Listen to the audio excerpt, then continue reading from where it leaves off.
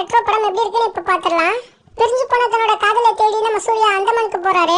அங்க பல வருஷமா சிரிப்ப மறந்து ஒரு மக்கள் கூட்டம் இருக்கு. அந்த மக்கள் கூட்டம் யாரு? அவங்கள நம்ம சூர்யா சிரிக்க வச்சாரா, பிரிஞ்சு போன காதலியோட சேர்ந்தாரா? இதுதான் ரெட்ரோ.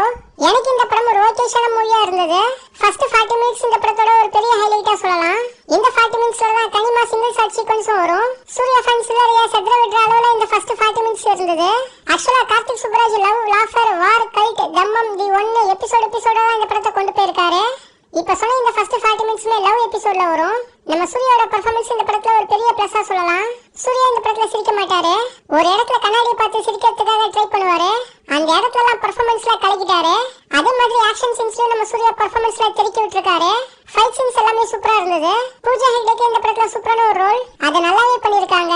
சந்தோஷ் நாராயணன் இந்த படத்துல இன்னொரு ஹீரோனே சொல்லிடலாம். பிஜிஎம் சாங்ஸ் ரெண்டுத்துலயுமே பட்டைய கிளப்பிட்டாரு. அந்த சிங்கிள் ஷாட் சீக்வன்ஸோட மேக்கிங் வேற லெவல்ல இருந்தது.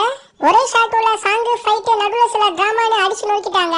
அந்த ஃபர்ஸ்ட் 40 மினிட்ஸ் லவ் எபிசோட் அடுத்து வர லாஃபர், வார், கல்ட், தம்மம் தி 1 மத்த எல்லா எபிசோடுமே கொஞ்சம் ஆவரேஜா இருந்த மாதிரி தான் எனக்கு ஃபீல் ஆச்சு.